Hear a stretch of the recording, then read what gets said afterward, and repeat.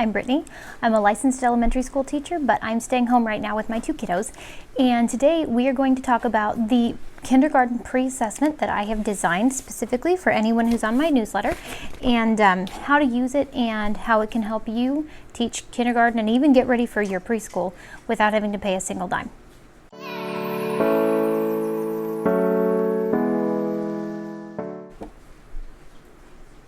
Okay, so I have been promising this for a while and I finally got it done.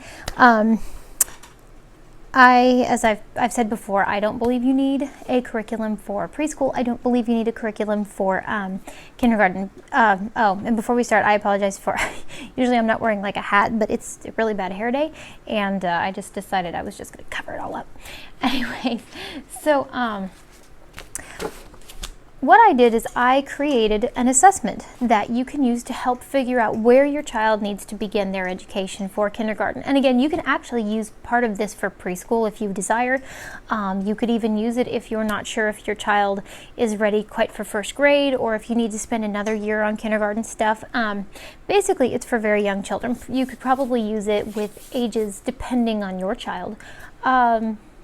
Maybe 4 through 6, 4 through 7, just to see where they are. And the thing that I really want to, before we get into this, emphasize is that this is not a test. This is not something that you need to use to compare your children to others. You don't need to use it to say my child is low or my child is high. This is a diagnostic tool.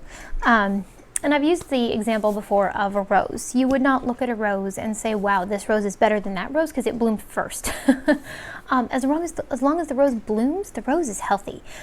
Kids don't all bloom at the same time. And it would be terrible if you took a rose that was still in its bud form and started peeling back the petals, because you would damage the rose. And kids are the same way. If you push them into something they're just not ready for, you're going to hurt their foundation. Now, that's not to say you can't help them recover later on. It's not to say that, it's not to say any of us will do perfectly with our roses, because we don't. No one does perfectly with their roses. No one is the perfect homeschooler. That's just a fact. We're all going to make mistakes. But what this tool is it's to help parents figure out where to begin the education for their children, and what areas they need to focus on, what areas they have already mastered. If your child doesn't know any of this, that's great, because these are the very basics. You'll know where you need to start. If they ace the whole thing, great. You know they're ready to move past kindergarten stuff. And I will say I've worked in kindergarten for several years. As I said, I've never had a permanent teaching position while we were in Arkansas because I'm licensed in Nevada. But what I did is I worked in there with children with special needs. I worked with the teacher. I was kind of the go-to substitute teacher because I have a degree. And I've also worked in a preschool classroom. So I've been all up and down the board. And I've figured out that there are just basic skills that every kindergartner needs before they go on to first grade. And again, kindergarten doesn't have to be a certain year. I mean, double check with your state. Make sure that, your state, you're following your state requirements as soon as how early they require you to show proof of, that you're educating your child. But again, some kids are not ready to learn to read till they're 7, and some can read when they're 4. And it doesn't mean your child is a better student than, if they learn to read at age 4 than age 7. It just means they're ready sooner. They've just bloomed sooner. So I created a parent packet and a student packet. Now, I will apologize in advance. My printing is weird on this because my printer decided to do really odd things, and then I tried to fix it and it did weirder things. So hopefully your printer doesn't print things upside down for you. The PDF doesn't have things upside down. So when you give an assessment, you don't want children to know when they do things well or when they do things poorly. And when I say poorly, I don't mean as in a bad student. I mean they haven't mastered those skills yet. You don't want kids to know that, because they can get frustrated, they can be discouraged, or they can think, wow, I know all this, I don't need to do it, I don't need to try. So you really want to make sure you keep what you think of your child's performance hidden, because that can affect their actual performance. And you want an authentic performance. You don't want one that's been swayed by some other factor. Also, I will say that there's a good chance you won't be able to give this all at once, because it is a rather long assessment.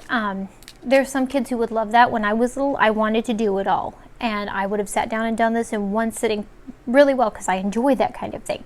My brother would not have. My daughter would not want to do this entire thing in one sitting. She would most likely, I haven't given it to her yet. I'm actually going to be doing that pretty soon. But it's, you know, you don't want to force your child to sit for longer than they're able to, because again, that will change how they do on the assessment. So a lot of kids need a break when they're around 5 and 6 years old. They need a break at least every 15 minutes. So what you can do is, if you think your child wants to do the whole thing, or they ask to do the whole thing at once, great. If they're not ready yet, then do it in sections. And I have actually created sections. Excuse me. I've created sections. Hold on, I'm getting through the directions here. That actually, in the parent copy, they tell you exactly what to say. Now again, if you think this is weird and you think your kid's not going to react to that, maybe say something that's like it, but you don't have to read from the script.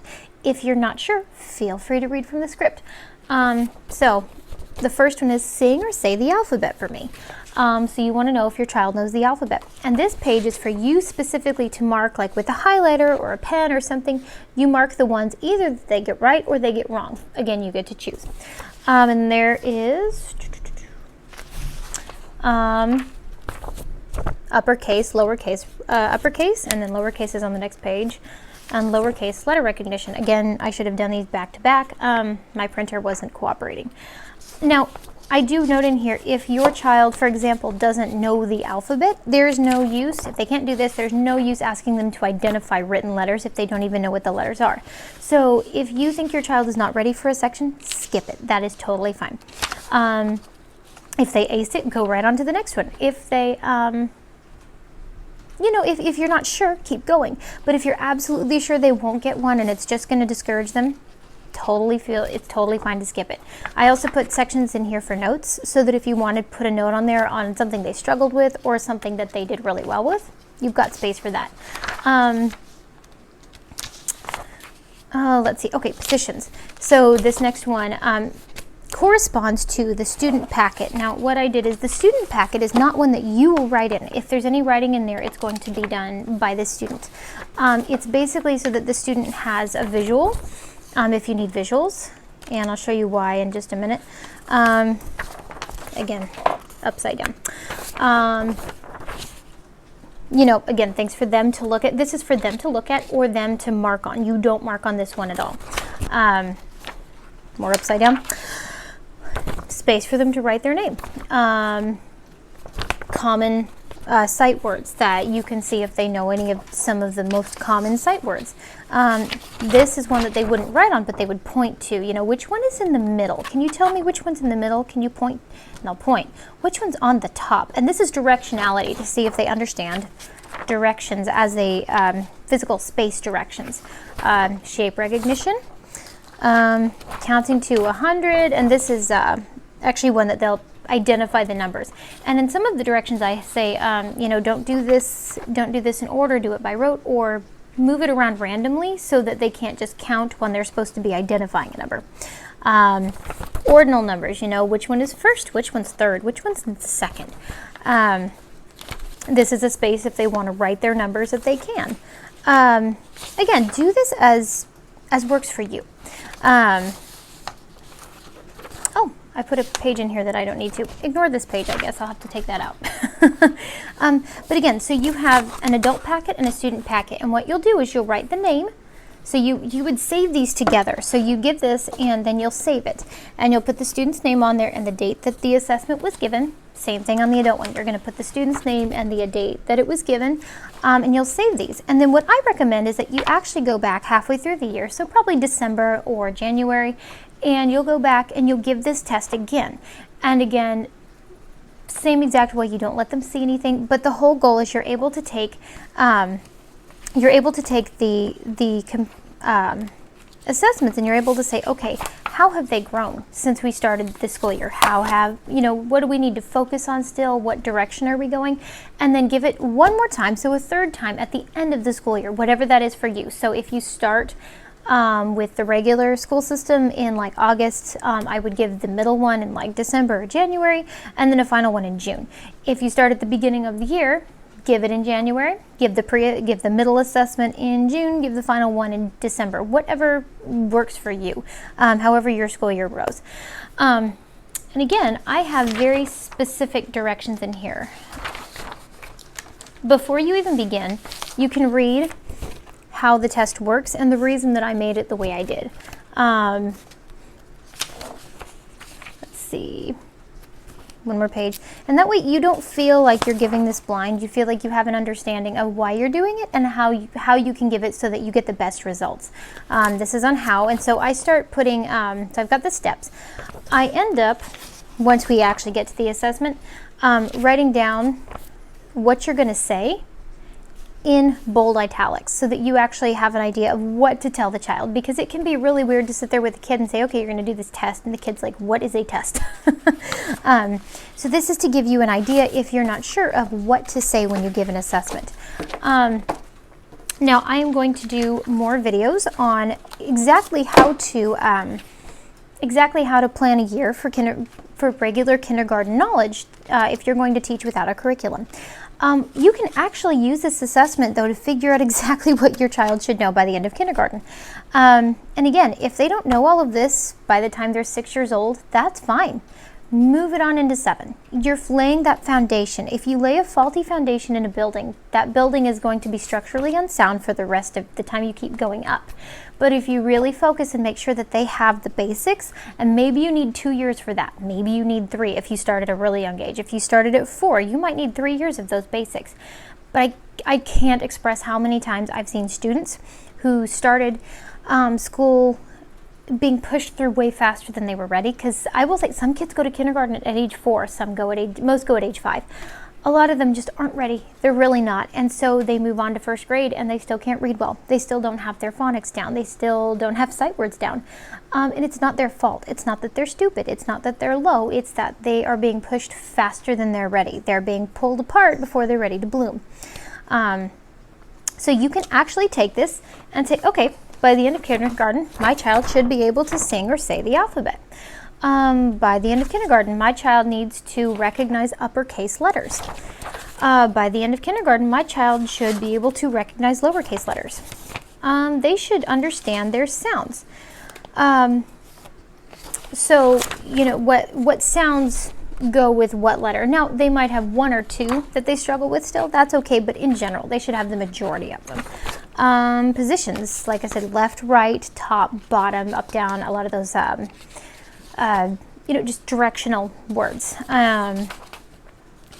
Let's see, how to sound out nonsense words. Nonsense words are words that aren't real words, and I have a video on that I can link, but they're words that actually aren't real words, but they help the child understand how to sound out words that they don't recognize, because a lot of kids are smart enough to say, oh, I recognize that word. They don't know how it sounds, but they do know what it looks like. Now, there are some kids that never learn their phonics, but it is in general a good practice to try to teach them that. Kids need phonics and sight words.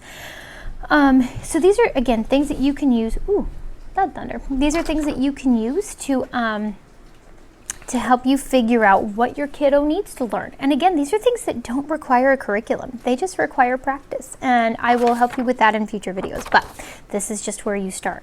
All about me. This question verbally is just, you know, what's your full name? What's your age? What are your who are the people in your family? Do you know where you live? What your phone number is? Again, they need to know how to write their name. They need some common sight words that they can identify. And some kids will breeze through these, other kids won't, but this is where we need to get started. Shape recognition, counting by rote. Kindergarten teachers try to get their kids to be counting to 100 by the end of the year, but that 0 through 20 is particularly important. Writing their cardinal letters are 1, 2, 3, 4. Ordinal numbers are first, second, third, like placement numbers. So identifying, and if they can they write some of the numbers? Do they write them backwards? Do they write them upside down? kiddos learn things in an interesting way, and this is a way for you to document the way that your child has learned so that you can compare it to where they are in a few months and say, have we moved forward? Have we learned something? Have we made improvement? So there's ordinal numbers, and again, this corresponds to the child's packet, so there aren't nearly as many pictures in this one. Time, days of the week. I'm not saying time like on a clock, but like days of the week, months of the year. What kinds of weather do we have outside? Weather is included in time in kindergarten. Counting numbers. Can they count objects? Can they add numbers? Now, I'm not saying they need to be able to do 45 plus 62. I'm saying if you give them a pile of 2, and I even put the numbers in here that are good to practice because it gives you kind of a sample of the different levels that they might be able to do. If you give them one counter and say, oh, you have 1 block, but you get 2 more. How many do you have altogether? That kind of addition. If they can write a number sentence, fantastic. If they can't, that's not something they need to know. And I do note that in here. If they can do number sentences, great, but it's not really something you need for kindergarten. And I give a lot of those caveats in here. If you want to push them further, great, but you don't really need to. Can they identify their primary and secondary numbers? Colors. I can't talk today. Reading comprehension, and then at the end it tells you how to take a picture book that the child's not read before, how to do like a book, can they tell a story using the pictures? Do they know how to move left to right in a book? Do they understand directionality, that we go in English, at least we go left to right? Do they know how to turn the pages? Can they give a summary of the story when it's done? Can they answer simple questions, kind of thing? And then a spot for final notes. So again, it's actually very specifically laid out for you, and I hope that it's helpful. If you have any questions, please let me know. If you want to get this printable, these printable assessments, you can do so by signing up for my newsletter at brittanypearl.com. You can email me if you have questions, brittany.pearl, that's perl.teach@gmail.com.